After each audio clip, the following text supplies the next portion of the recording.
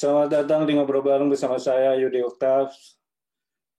Narasumber kali ini yang akan bergabung dengan saya, yang akan ngobrol bersama saya adalah seorang legenda hidup sepak bola Indonesia, legenda hidup tim Persija.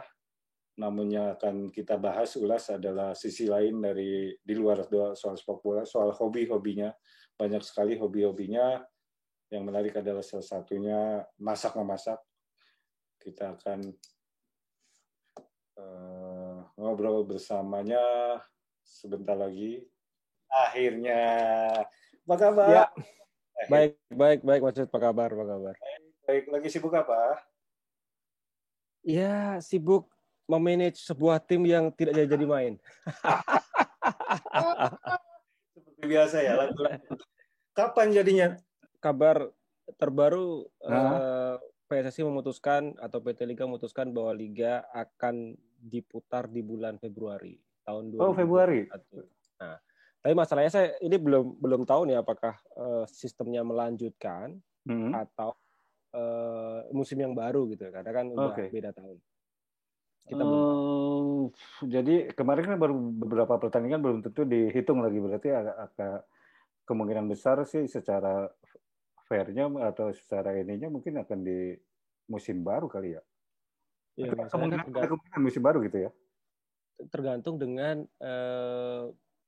batas waktunya sampai kapan gitu. Kalau misalkan kita mengejar dengan sebelum Piala Dunia harus selesai, maka kelihatannya sih kalau diteruskan mungkin sistemnya akan baru mungkin ya harusnya. Karena kan Piala Dunia kalau jadi main kan Juli atau belum lagi kita kena puasa dan Lebaran. Jadi kalau mulai Februari ya mepet sekali. Kalau misalkan kalau dengan diputar dengan sistem normal ya, kompetisi seperti kemarin melanjutkan, kelihatannya agak berat kalau misalkan tidak ada perubahan sistem gitu. Karena kan waktunya praktis cuma 3 bulan. Ya. Tapi kita nggak tahu, kita belum tau. Nah ini kan sepak bola Indonesia kan selalu berubah. Betul, selalu lagu lama lah seperti biasa. Kemarin saya juga ngobrol sama Coach Rahmat Darwawan, hampir sama apa yang dia ucapkan gitu, hampir sama. Tapi yang menarik adalah dulu sekarang lebih banyak koordinasi ya sebagai seorang manajer, artinya nggak mikirin lagi sekarang betul-betul di lapangan, sekarang lebih kepada sekarang lebih kepada seperti ini. Sekarang lebih kepada kayak mengatur atau mempersiapkan tim dalam kaitan di luar lapangan gitu. Misalkan kayak bagaimana image sebuah tim di luar lapangan gitu yang sekarang kita dan create, termasuk dengan bagaimana media sosialnya, bagaimana pemain merepresentasikan diri di publik dan sebagainya. Kurang lebih seperti itu. Oke. Nah, karena sekarang saya ngobrolnya bukan dengan seorang atlet, tapi seorang manajer lah, bukan lagi bisa di lapangan. Jadi saya sambil merokok ya, jadi nggak usah kalau sama atlet. Boleh, silakan. Saya agak ini. Nah, itu pasti kopi. Yang pengen saya tanya juga pasti kopi tanpa gula. Ya. Nah, itu betul kopi apa teh yang sekarang diminum? Sekarang teh. Tanpa gula juga?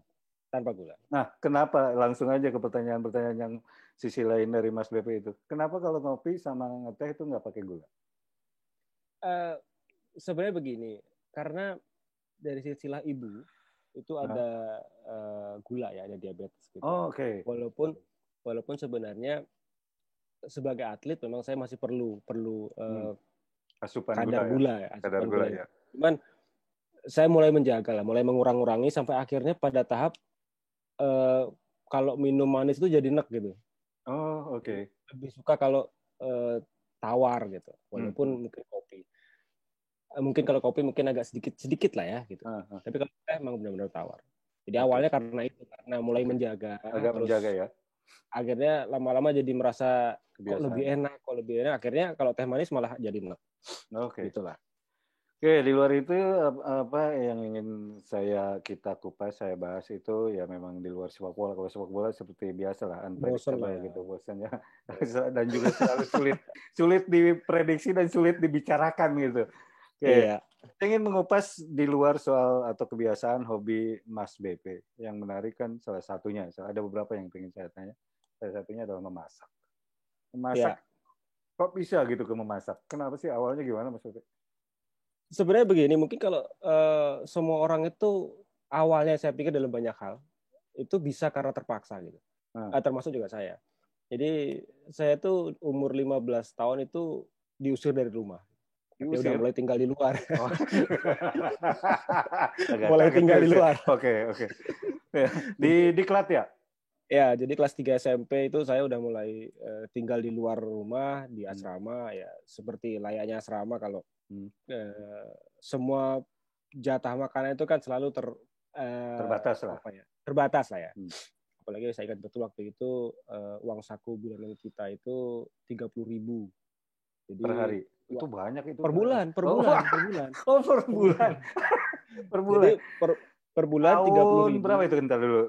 Tahun 94. 94 ya? Di kelas Salatiga kan? Iya. Iya, oke. 30.000 plus dapat sabun, odol, sampo gitu lah ya. Iya. Nah, ketika kelas 1 SMA baru naik 50.000 waktu itu. Nah, jadi jatah makan kita tuh pakai, kalau bahasa kita omprengan gitu. Iya, di jatah ada lauknya. Jatah masing-masing, oke, ya. Nah, jadi kalau tiap malam gitu, kalau lagi lapar gitu, kita biasanya kong kali kong sama ibu dapurnya itu. Nanti ya gitu. Nah, kita masak. Nah, beberapa akhirnya masak lah. Ada berawal dari situ akhirnya mulai belajar untuk masak. Oke. Ya awalnya cuma masalah masak nasi goreng, bikin Indomie gitu ya. Nah, berlanjut ketika saya harus tinggal di Belanda ketika 15 tahun. Jadi karena itu usia 18 ya? Usia 18. Oke. Salah satu yang menarik adalah saya ini dulu nggak doyan keju gitu. Oke. Jadi malah dulu nggak doyan. Nggak doyan. Jadi kalau dulu setiap kali teman-teman kita nonton bola, kalau malam minggu kan kalau di sana itu menjadi malam nonton bola gitu ya. Jadi malam minggu atau malam Senin kita janjian di apartemennya siapa, kita pesan pizza. Nah, menariknya adalah ini belum pernah saya bahas dimanapun. Nah, ini menarik. Bahwa saya tuh kalau makan pizza, toppingnya saya buang, saya kletek. Oh gitu. Toppingnya saya buang, saya makan rotinya doang. Karena saya nggak suka gitu. Iya. Jadi toppingnya dibuang. Jadi teman-teman nanya, loh, kenapa gitu? Gue nggak doyan keju gitu. Jadi toppingnya saya buang, makan akhirnya ketawain. Nah, karena di sana makanannya kebanyakan makanan Eropa yang saya nggak begitu nyaman di lidah saya, akhirnya saya mulai untuk masak. Nah, kebetulan di daerah saya tinggal di Valkenburg nama kotanya. Itu perbatasan antara Jerman. Ya, di Kerkrade tapi agak perbatasan. Jadi di kampung depan saya itu Belgia, kampung belakang saya, kampung samping saya itu Jerman. Nah, saya tinggal di Belanda di pojokan apartemen saya. Nah, di situ setiap hari Jumat itu ada pasar Asia namanya di Belgia. Oke, di Belgia malah tapi Di Belgia. Jadi kalau kita mau ke pasar Asia itu ke Belgia. Padahal deket banget pada itu. Padahal deket banget. Deket banget. Paling cuma 3 kilo 4 kilo lah. Tapi kesannya kayak ke Belgia. Nah, kalau ke sana itu ada itu pare, ada itu cabe, walaupun bukan yang pedes banget. Ada makanan tapi ada Indomie, Indomie kita nemu tuh. Terus ada makanan-makanan yang pare pun ada ya. Pare ada. Pare itu saya pernah nulis yang ditulis itu buku itu. Iya. Itu. Oh, itu dapatnya dari Belgia itu tuh. Dari Belgia tiap hari Jumat itu. Ya, lanjut Dan adanya tiap hari Jumat. Kita beli makanan Indonesia termasuk cabai. Cabainya bukan cabai pedas sebenarnya, cuma cabai merah biasa. Tapi untuk ukuran mereka pedas banget. Nah, disitulah mulai masak sendiri. Supaya untuk sedikit melupakan nasi lah, karena nasi mahal banget ternyata di sana. Lebih mudah makan kentang gitu. Nah, akhirnya mulai masak. Nah, disitulah mulai belajar masak pasta, masak apa. Ke bawah sampai sekarang. Jadi kalau di saat pemain bola yang lain itu hiburannya itu nonton bola gitu. Kalau saya nggak suka nonton bola. Jadi kalau habis latihan di rumah ya ngerjain sesuatu yang benar-benar di luar sepak bola. Masak, nulis, pokoknya tidak. Saya adalah pesepak bola yang tidak pernah nonton bola malah. Kecuali kalau Inter yang main. Kecuali Inter itu bagi Interisti ini memang salah satu fans beratnya Inter ya Mas BP ini. Dan menarik juga kesukaan sama Internya juga kayak tadi mirip persis banget cerita Mas BP suka klub bola Eropa itu awalnya dari warna. Saya tadi wawancara Andi Rif. Dia mengatakan saya suka Liverpool karena melihat bajunya merah. Gara-gara baju merah saya suka Liverpool. Bukan suka Liverpool dulu, suka bajunya. Nah, Mas BP juga ceritanya sama. Suka sama. Baju hitam putih, hitam biru ya. Hitam biru. Jadi dulu gini, saya itu Dulu saya punya 3 orang kakak. Kakak saya pertama itu agak jauh dari saya lah ya. Bedanya agak 8 tahun, 10 tahun, sehingga ketika saya udah mulai SMP itu kakak saya udah nggak di rumah.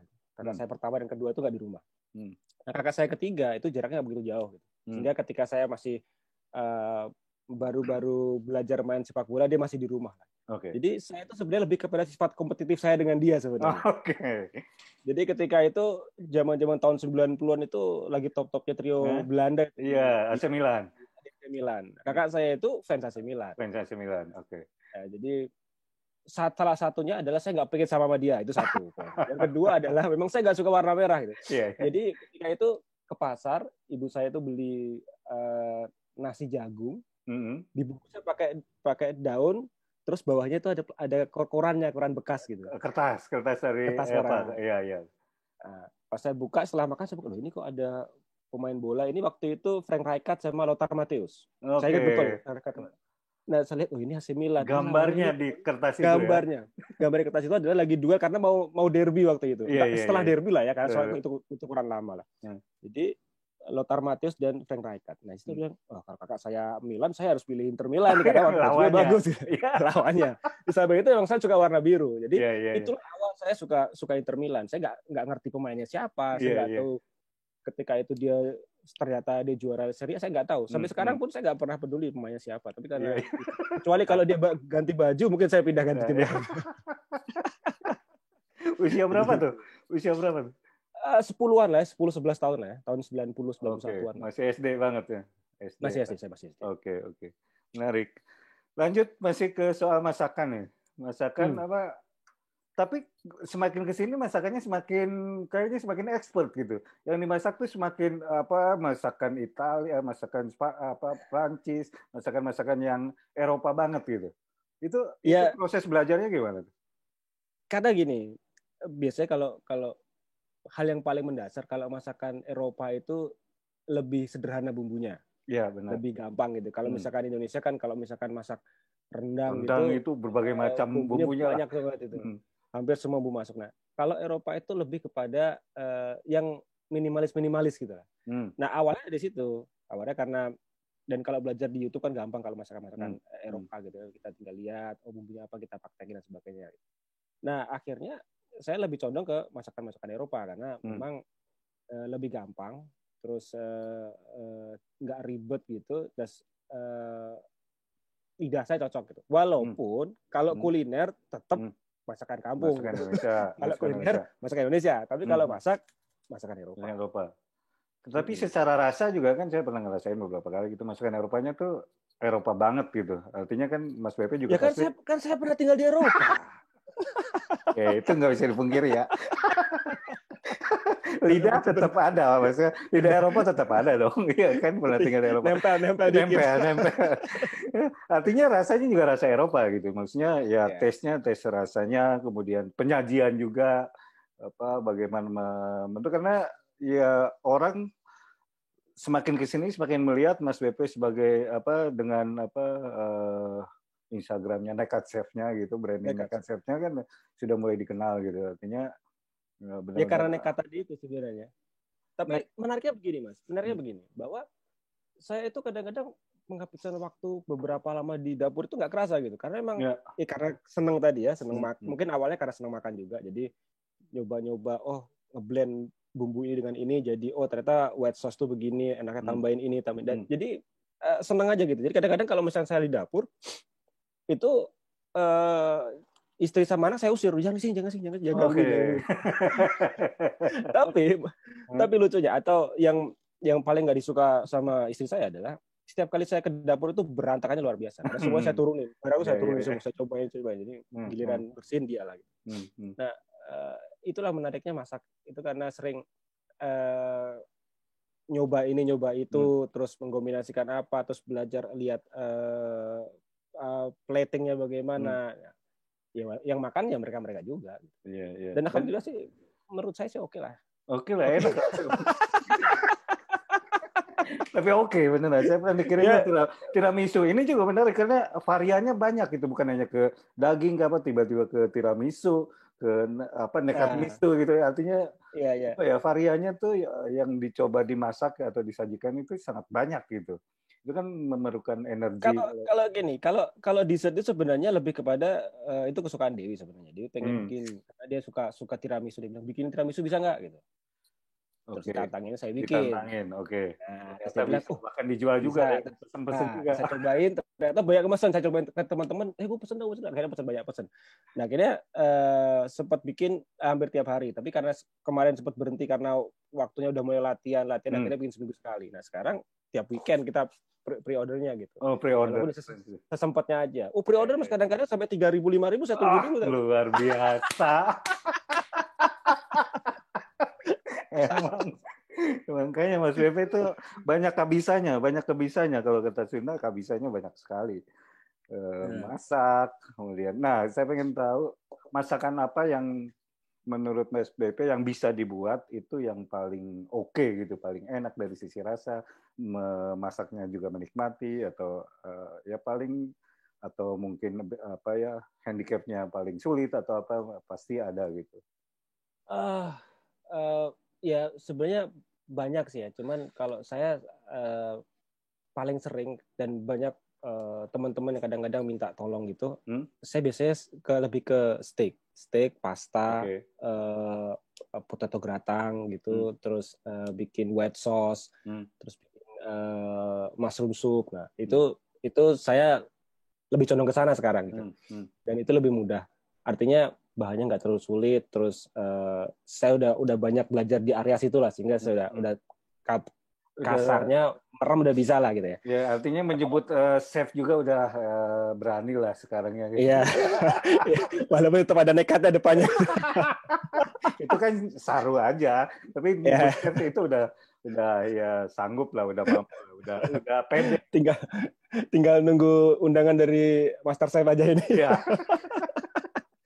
Nah, kalau yang tapi gini, kalau masakan yang lain di Indonesia gitu ya, itu saya memang agak sedikit menghindari, karena kecuali ada satu masakan yang menjadi favorit saya, itu kalau saya nggak tahu, mungkin pemirsanya YouTube-nya Mas Yudi mungkin tahu, namanya sayur, kalau di Jawa namanya sayur kampung.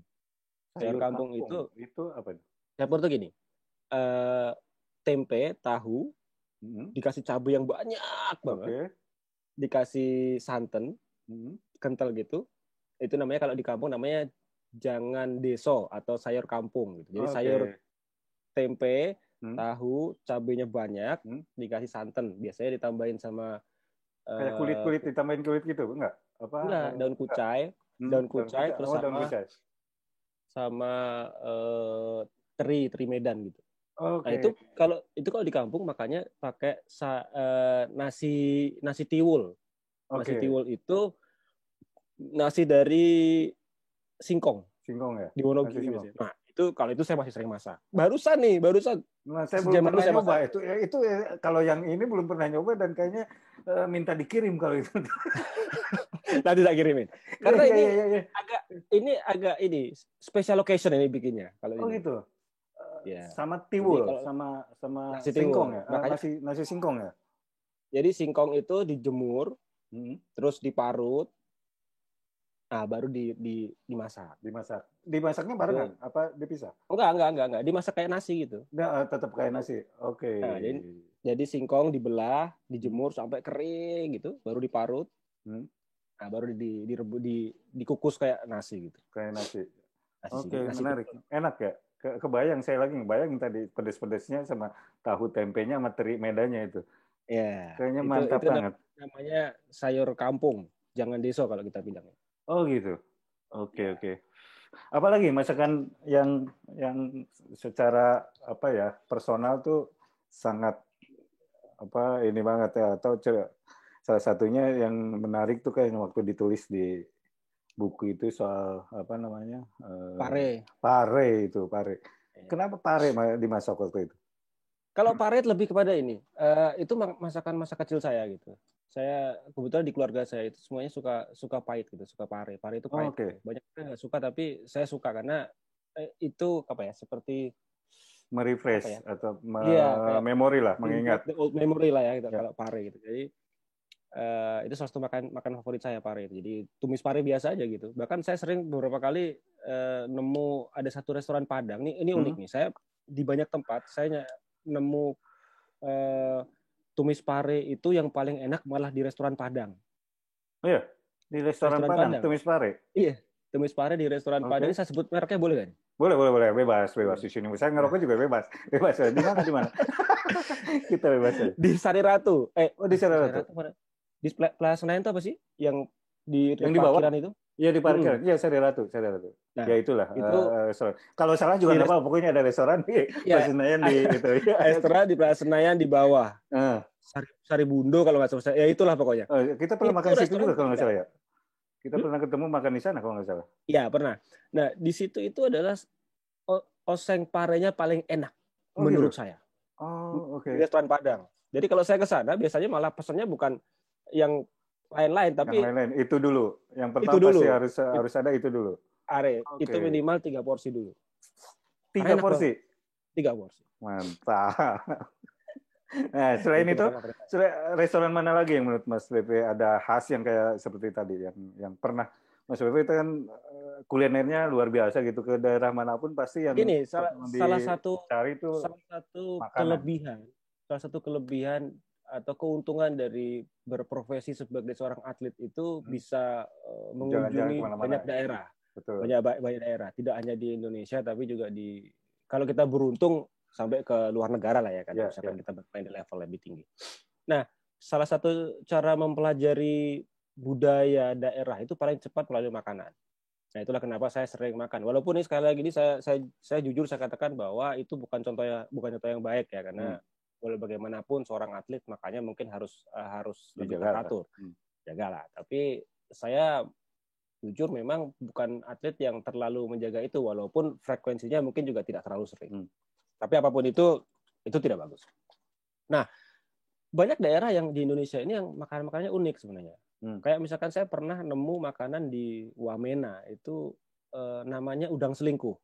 Udang selingkuh di Papua ya, di Wamena. Oke. Di Wamena. Jadi udang selingkuh. Kenapa udang selingkuh? Karena jadi bentuknya udang, tapi capitnya tuh besar kayak kepiting. Oke. Jadi kalau orang sana bilang udang selingkuh, saya nggak tahu kalau dalam imajinasi saya tuh mungkin udang selingkuh sama kepiting gitu. Jadi badannya mungkin udang, prosesnya diawali dengan itu tuh. Si udang mungkin ada gen kepiting.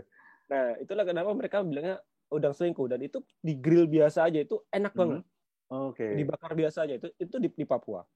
Terus ada di Papua, di Jayapura itu ada, mungkin kalau ada pemirsa YouTube Mas Yudi ke Papua bisa dicoba, ada namanya ikan bakar Nusantara. Saya pernah dengar kalau itu. Ikan bakar Nusantara. Ikan bakar Nusantara itu tempatnya di dekat pantai, di samping mall baru, mall apa lah ya, mall Cendrawasih atau apa. Nah, itu terkenal banget. Oke. Jadi kayak ikan nila dibakar, dikasih bumbunya tuh minimalis kok. Bumbunya tuh cuman kayak butter doang gitu, tapi sambelnya tuh sambel gorengnya tuh yang luar biasa. Mantap. Dan maknyus banget. Wah, itu. Makanya itu cuman lalapnya itu cuman timun sama daun singkong. Sama nasi putih. Timun sama daun singkong. Pakai nasi, tetap pakai nasi. Pakai nasi, tapi sedikit. Itu ikannya enak banget. Itu di Papua. Nah, kalau di Aceh itu kalau biasanya kan ke Aceh pada makan itu ya, pada makan mie rojali, mie Aceh. Saya pernah paling ekstrim di sana makan kari kepala kambing. Itu benar-benar utuh satu kepala kambing. Kepala kambing. Oke, kepala kambing. Utuh kepala kambing gitu. Dan konon kabarnya, saya nggak bisa pastikan. Konon kabarnya masaknya pakai bumbu bunga ganja. Ya, udah bukan konon kabarnya, tapi kemungkinan besar. Di sana pasti salah satu itu kan jadi bumbu masak ya. Jadi bumbu. Itu kalau habis makan, itu saking enaknya. Kalau habis makan itu jalan goyang, Mas. Ini benar. Makan itu goyang, jalan goyang pulang. Habis makan, pulang tidur. Jadi karena memang enak dan agak pusing tadi itu, makanya konon itu pakai itu. Saya bisa katakan. Ya. kemungkinan besar gitu.